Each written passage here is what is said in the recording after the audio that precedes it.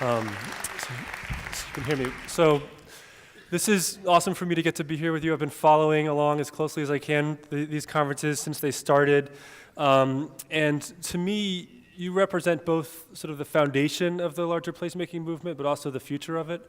And I'm really excited to be part of the larger conversation. All the speakers that you have this afternoon, tomorrow, really round out the conversation as much as I could possibly imagine, and are actually, and I'd even say are representing different dimensions of it that we and the placemaking movement in general have been working in parallel to, but really desperately need to connect to. So there's a lot of emergent ideas that are going to, from between the cracks between each of our issues, they're going to emerge, I think, from this conversation. So can you get my slides up there? So we think that this focus on place is a transformative idea, and the idea of place has been is a cause unto itself, but more importantly, it's a cause that brings together and helps more fundamentally address many isolated solutions and causes. And we've been working with the leadership of many different issues and causes, whether it's at a street level, a street corner, or now internationally, to show how a focus on place can help them more fundamentally address their issue, allow and support broader collaboration, and bring, think about bigger ideas for places. So we don't think places are everything, but we think it's a means to support collaboration. And many of the issues being discussed today and tomorrow reflect this great convergence of ideas around place. So it's really a global movement that we're seeing. And we just, a couple weeks ago, had our biggest conference ever on placemaking. We had 1,500 people in Vancouver from 29 countries helping to sort of define the placemaking movement. And then next week I actually go to Quito, Ecuador, where there's a UN-wide conference called Habitat 3. Every 20 years they get together to decide the future of urbanization, really sort of it's more of the national level, so very abstract. But we're trying to show how place and placemaking can be a way to turn upside down the conversation and allow this big abstract discussion around shaping cities to really connect to the ground and to people and places defining cities. So we've led several conferences called the Future of Places around the world that have had 100 different countries represented. So it's really, it's common sense is what we're all talking about. And in a way, a lot of informal communities around the world are actually closer to getting it right than the US. They're making a lot of the same mistakes we're making and copying the mistakes we've made here. And we can help prevent them from making those mistakes sometimes, but also we have a lot to learn from them.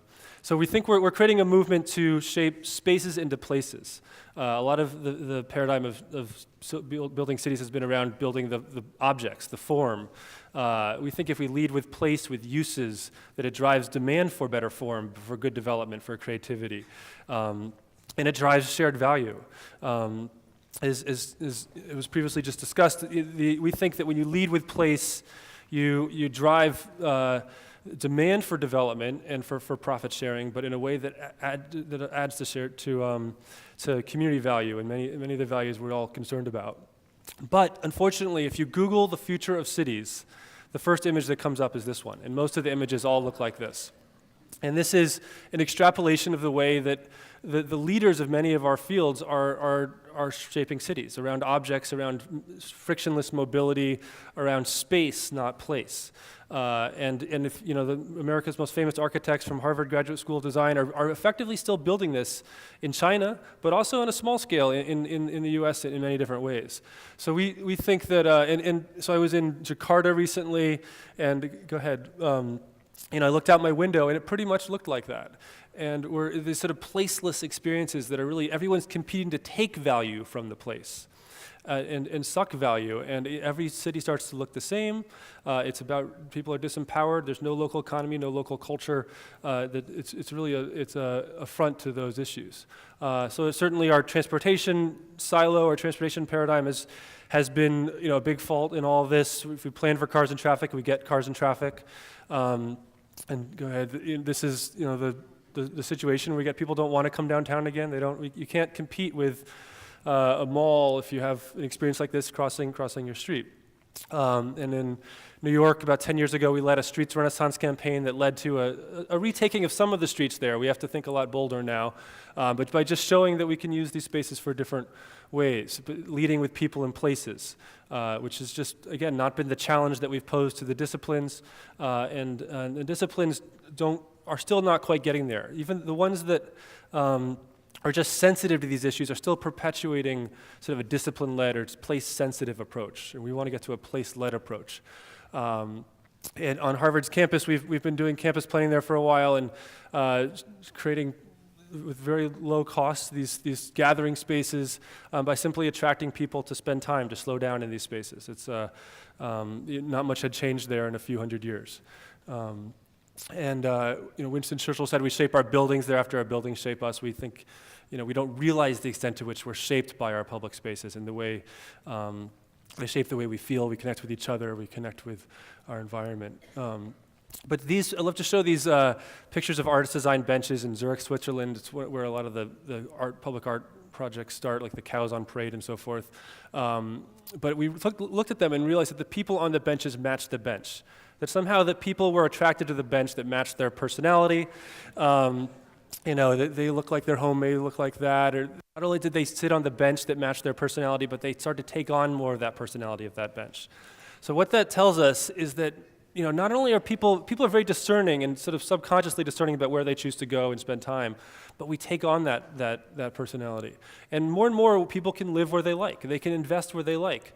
We're more mobile than ever. And we've sort of falsely created a world that is meant to look the same and provide the same amenities for everyone. But in effect, it's the cities that most connect to our personalities, our heart, our lovability factors that are going to be the ones that draw that out further and enable further investments in those places. So, this place, of course, is perfect for this bench, for these people. So we can go where we like more than ever, but it's place identity, place capital that's going to drive the success of cities, and I think more so for small cities than anywhere else. It's small cities that are inviting people to help shape them.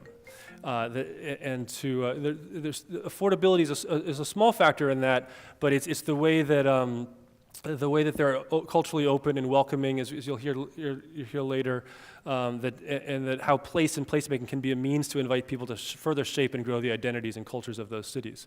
So we have this diagram that talks about how to evaluate, how to frame the conversation around place to get constructive answers. We think that place is a great way to structure conversations across difference, across debates, across people with many different interests and passions to come up with a really constructive short-term vision for how to improve it.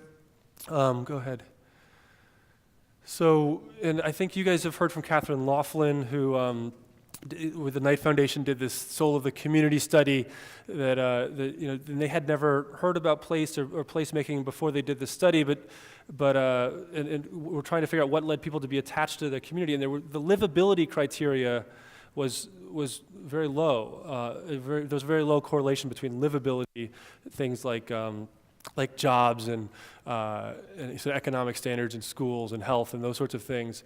But the qualities of place, the cultural openness, the opportunities for social engagement, and the aesthetics were what led people to be attached to those places. And those are very much the same qualities that we've found, in our diagram is make a good place. And of course, when there's higher levels of place attachment, there's higher levels of economic growth and entrepreneurship. So increasingly, this lovability, this place attachment, is becoming understood as a primary goal for attracting new people, new investment on the terms of local communities, keeping people, but growing and gathering many different interests for a shared goal. So in place and placemaking is a means to create this place attachment.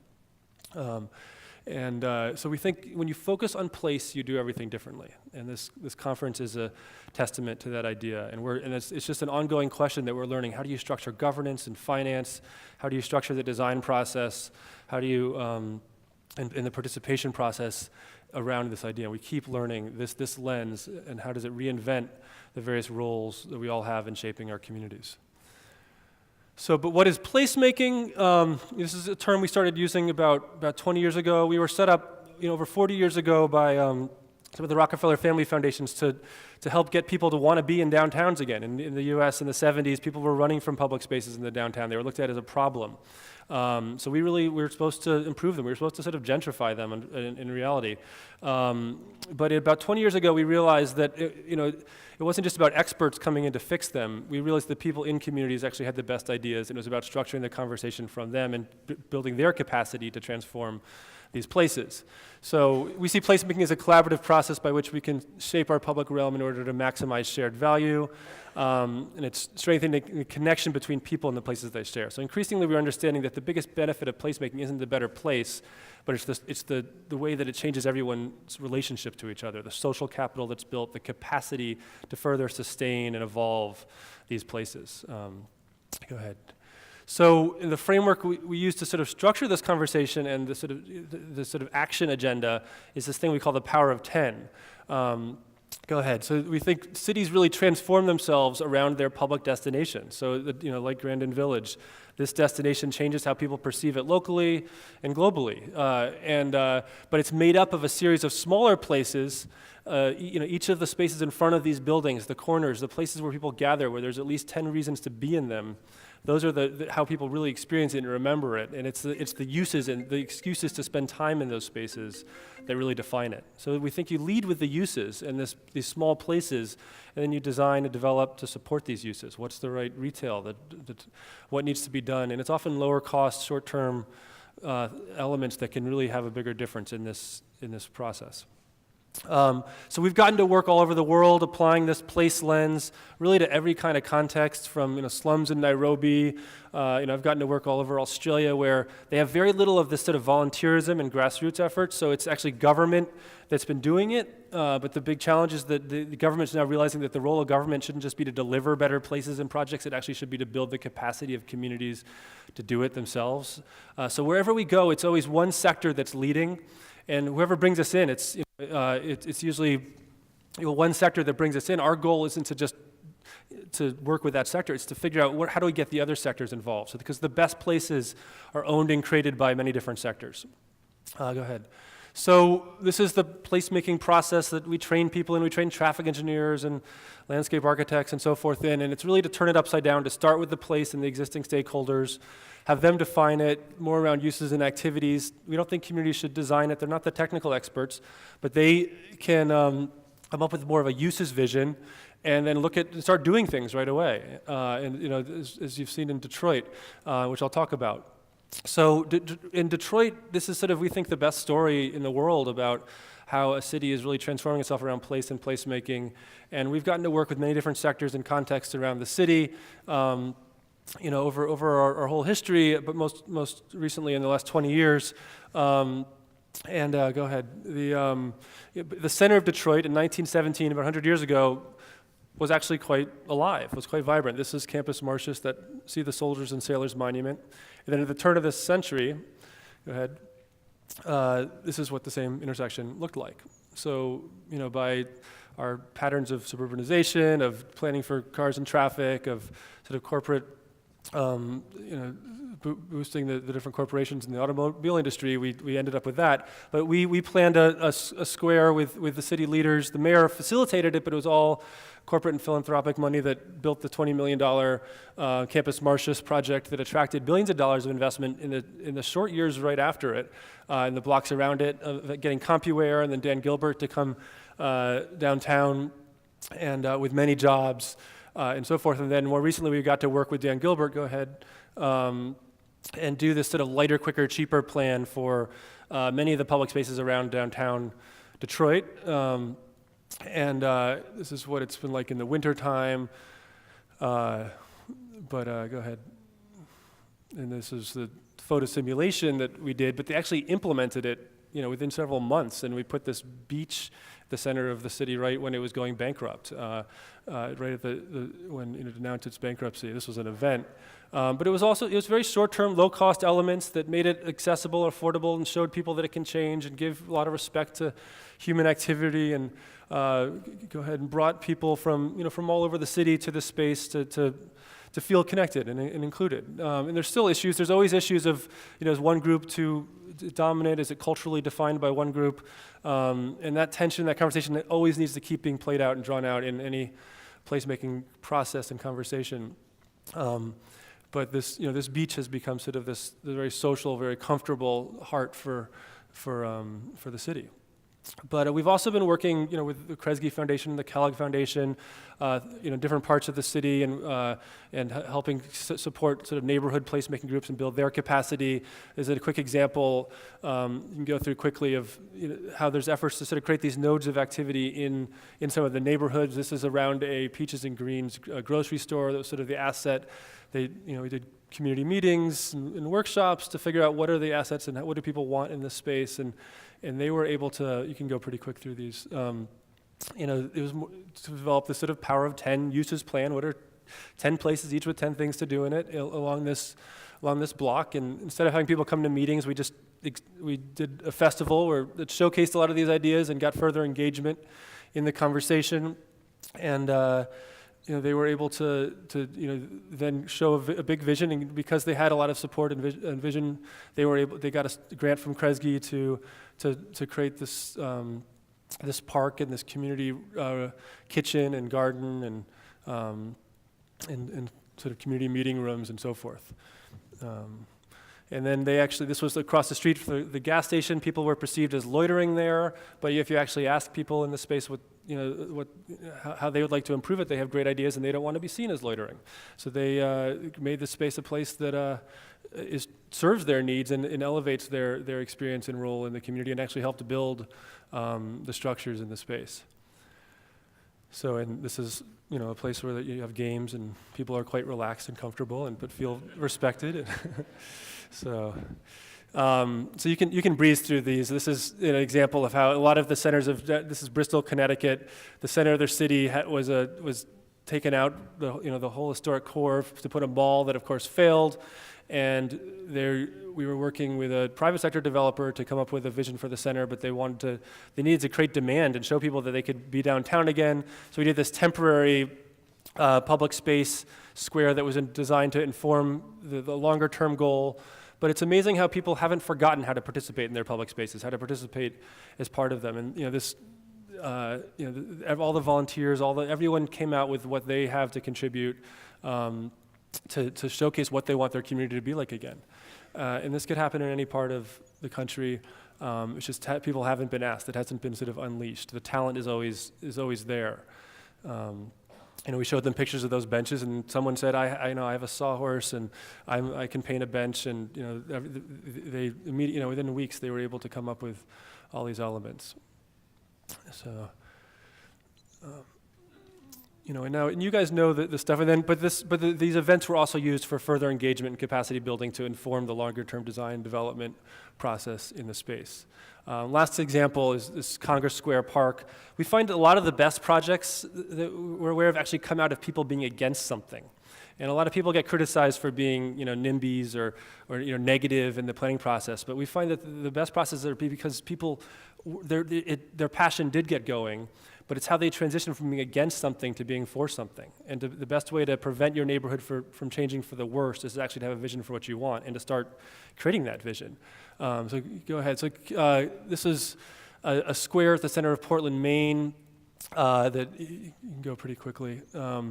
That was at the sort of the heart of their downtown, across from the art museum. But it had become dead, and it really was seen as a net negative for the community. It was a void, a place people sort of didn't want to go near. But we, the Occupy movement was using it, and then the city decided they wanted to sell it. They wanted to sell this space to a hotel developer from out of town. I think actually from Virginia, that wanted to build something, like an event space, an event center on the space. And so this community, the Occupy people, the Green Party people, all were opposing it. But we said the best way let's actually do some positive things in this space. And these small things started to show that it could be used, it could be a positive.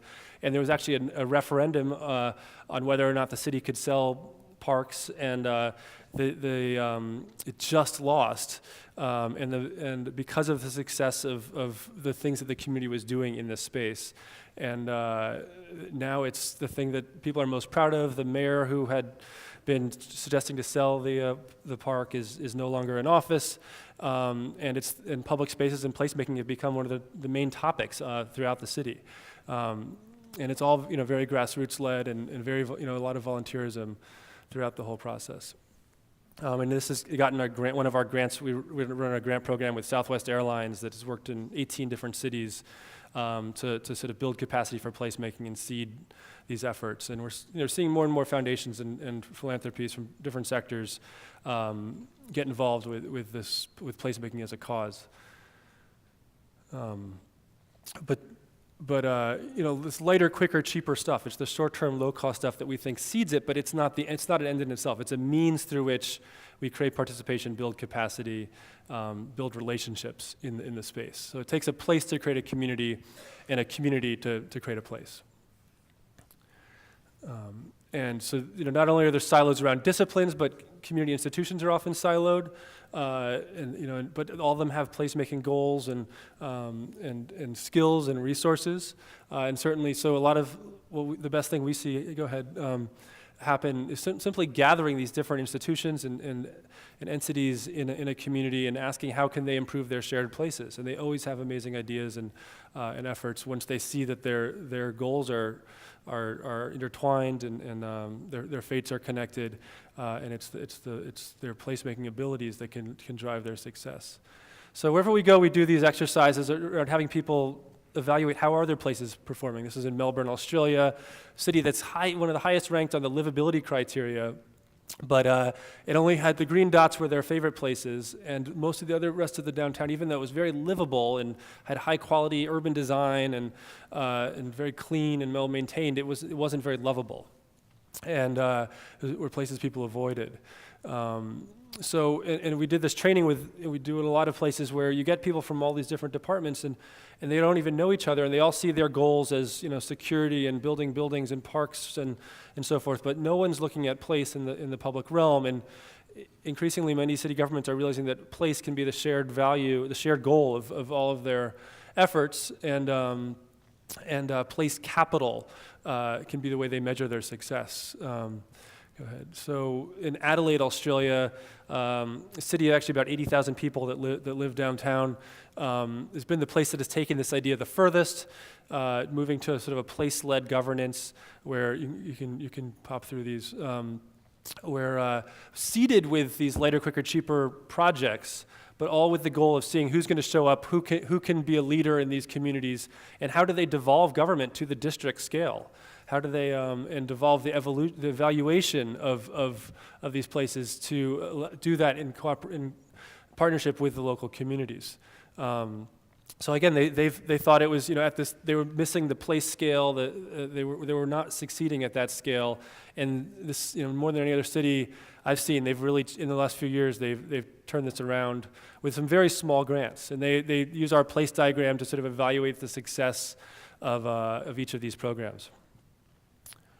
So you can jump through these, but we're trying to reinvent how governance is structured from just political leadership coming up with ideas, putting it into a silo, and then delivering it to communities, to really starting more with sort of district managers, place managers that facilitate communities, navigate the different departments and levels of government, but their role is actually to facilitate action, to build capacity, and move towards this place-led paradigm, which we think just creates more value. Most of the shaping of cities is still project-driven, discipline-led, place-sensitive, but we think if the goal of development is actually to build the capacity of communities, to focus on place and great places, that will simply create the best outcomes and most creativity from all of them. And one of our focuses right now is we have a partnership with the Brookings Institution on connecting the innovation economy with placemaking. And they've both been rather disconnected. The sort of landscape of innovation has been more like office parks, and